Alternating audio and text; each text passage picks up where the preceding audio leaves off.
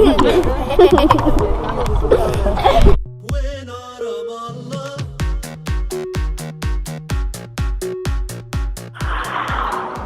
morning, guys. Hope you're all doing well. So this is our first day in Ramallah, having come from Jerusalem yesterday. This is the main road that connects the two cities.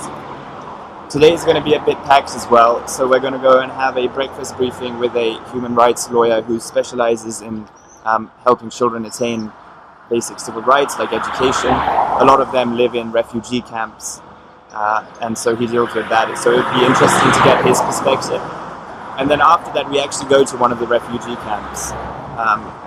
And these are where families have lived since 1948, some since 1967, basically consisting of displaced Palestinians, displaced due to conflict with Israel. And I think a lot of them still have the keys to their homes, which they lost all those years ago.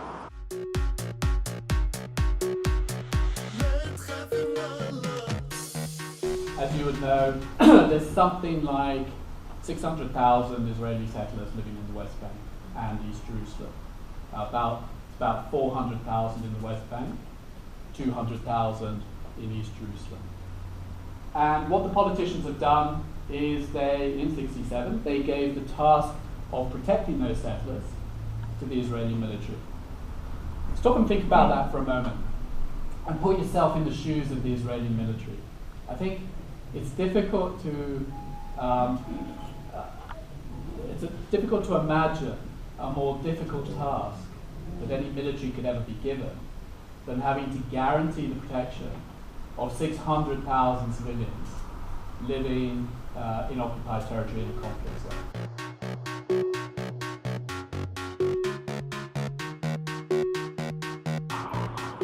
So we just finished listening to Gerard from Military Court Watch, which is an NGO he organized and started. Being a former barrister, he was always interested in law, and I guess now he is an advocate for the grievances of a lot of Palestinian children in their search for basic civil liberties such as education. And a lot of the children he represents actually originate from refugee camps, like the one we're about to visit. So we're now in the main courtyard of the Basic Boys School, Am'Ari Basic Boys School, which is specifically for refugees from Jerusalem, Jericho, who have lived in this area ever since. And just to give you a perspective of the whole place, this is the school and the main playground.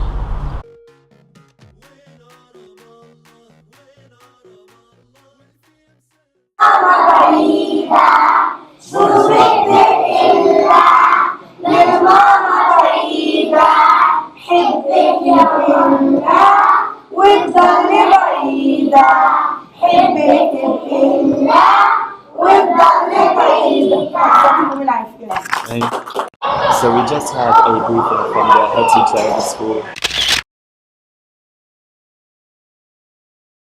and that was really inspiring, seeing the work that they do. And it's currently playtime, as you can see, but now we're getting a tour of the wider school and then the refugee camp. We try to make all our best to can help our people here in the camp, because no one help, no one look for them, especially handicapped. And you know, the usual people, they have need, okay, but the handicapped, they more than need. And all of the world handicapped, the government give them everything. But here, the government don't give anything for handicapped. They don't help them anything, like wheelchair, like anything that they cannot help them, and they don't give them. Because of that, any family, they have handicap in this family, they are very poor, because the father cannot bring all the need of his children about what he need, because no one help them. We just had a talk from a couple of people who have lived in Am'Ari camp for 70 years actually, so their parents, their grandparents, and they were just talking about this strange feeling of being a stranger in their own homeland. So they're neither here nor there because they are refugees in Palestine, so refugees within their own country. And so their whole status is in question. And that was actually a community center which they built for disabled people, because as you can imagine, with the strapped resources that they have, it's really hard to get the sort of adequate funding to all strands of society. So they're doing really good work, and that's apparently one of the only disability centers, disability community centers in the whole of the West Bank, which is pretty diabolical. But it's some really good work. And now we're heading deeper into the actual refugee camp.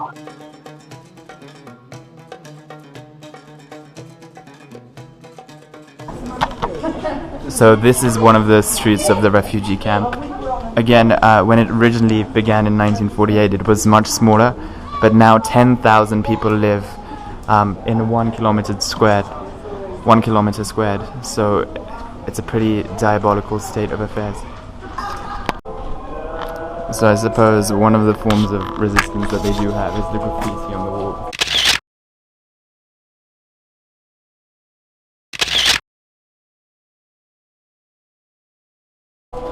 But they're graffitiing their own walls, because that's one of the only ways that they can actually voice their opinions, because anything else would be heavily clamped down upon. This is also a road here, and one of the facts that we just found out is that the average house here is actually 100 square meters.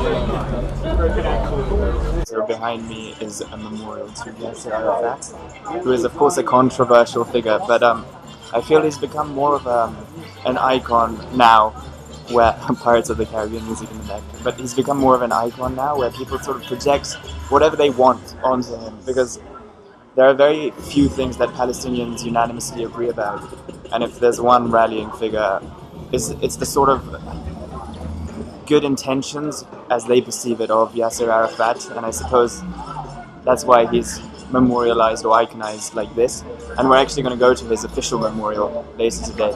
This is the only source of health in the refugee camp, and it's in a pretty bad condition. It's UN funded, and apparently one doctor, and there are only 12 doctors, have to see 50 cases a day, which is not great. And one other thing, when you say refugee camp, you normally think of tents, etc. But that's what it used to be, and now it's essentially had to build itself up, because after 70 years of occupation, you have to resurrect some sort of life, and so there's a community that's built up here with a school that you saw, some health, but it's a very hard thing for Palestinians to come to terms with a two-state solution when you speak about that, because a lot of these people view this as their temporary home, and their home would be in Palestine, and so any concession, any semblance of the fact that they're not going to return home is very hard for them to digest. This organization, as I told you, and now from that point until now, from 1950, the United Nations established UNRWA to introduce the services for the refugees.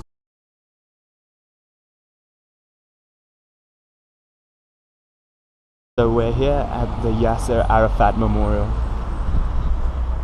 and we're just going to lay a wreath out of respect, because he's a very respected leader here in the West Bank, and as I said, it's more because he's an icon where people project their values of resistance and the search for freedom onto him, and so we're just gonna go and look around and also then lay a wreath at his memorial.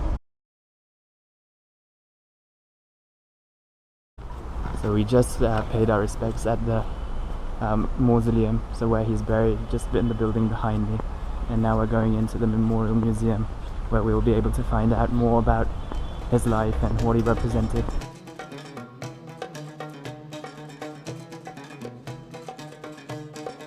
So we're in the orientation room. Behind me is a portrait of the 66 most influential Palestinians in the last 70 years.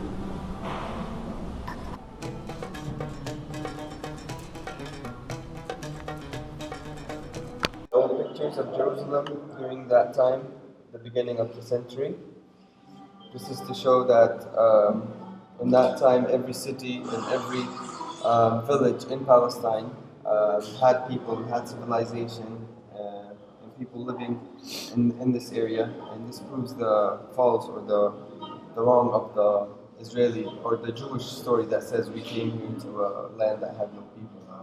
Got those stones from that place itself, and this is the same exact view that they used to have from the living room.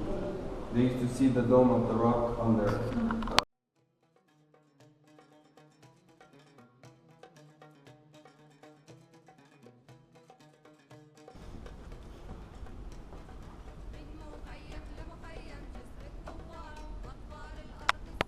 this used to be the guard's room, where his personal guards used to sleep. These barrels were put on windows to cover them from like bullets and stuff like that. They had headphones to like sleep at night for like at least 2-3 hours because of the military movement and the bullets and the bombing outside. All their personal belongings, as you can see here. And some of them, of course, died later on after the siege by the Israelis.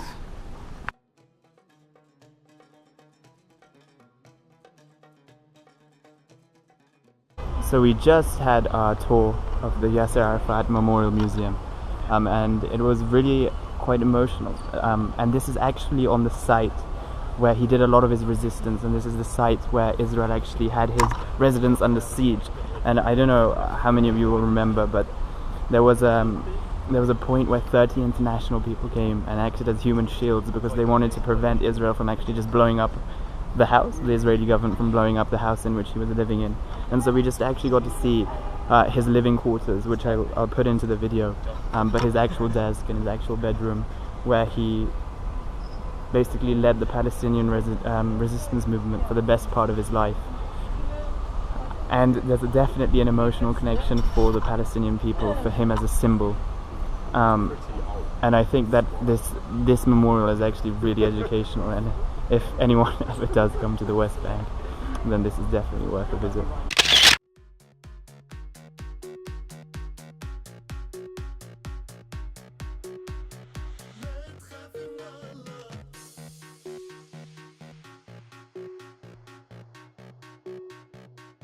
First, I want to welcome all of you, and I'm happy to have you here. It's very important for Palestinians in general to have international people to come here to see the reality, to understand what's really going on, to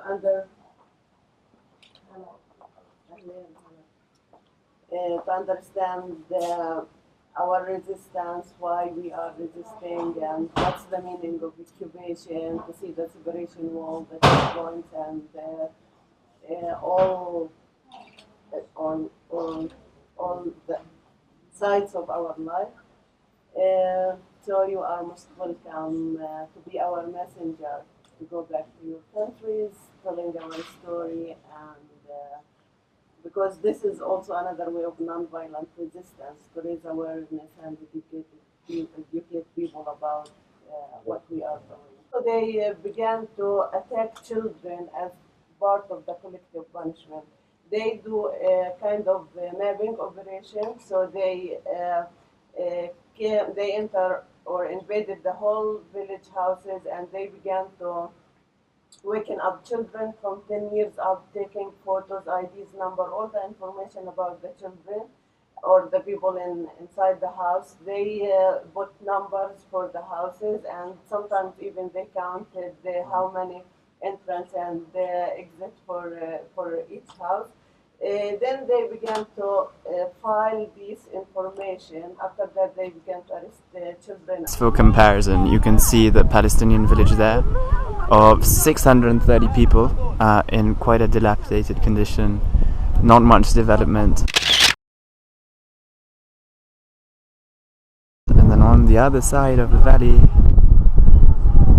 a very nice bordered settlement. And bear in mind, this is not near the border. This is officially Palestine. This is occupied territory. And often is the case when Nabi Salih is protesting, the Israeli Defense Force actually acts as protectors for the settlers who sometimes throw stones at them.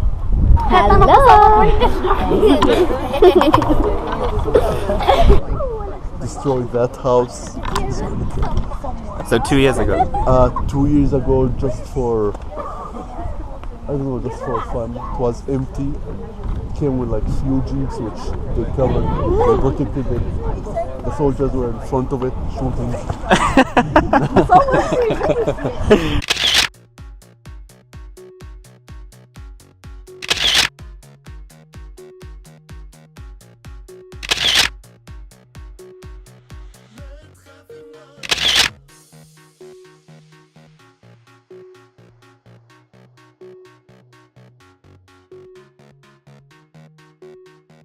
So this is right in the middle of Ramallah. This is something called Arafat Square, which is the main square in the city. I just went to Stars and Bucks, which is a quirky cafe which now has 2 branches, but it was founded here 12 years ago, and he's a really entrepreneurial businessman. Okay, we're catching a taxi home.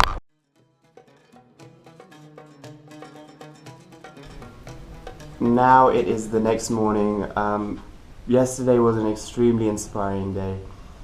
We met a lot of very inspiring people, especially Jenna from the village, who I'll talk a bit about. She has her own social media channels, etc., and she's raising awareness in the most non-violent way possible, just by being herself and documenting that on the internet. And she's actually been recognized by the nation of Turkey for her journalism, and she actually has a Facebook page, which I'll definitely link below.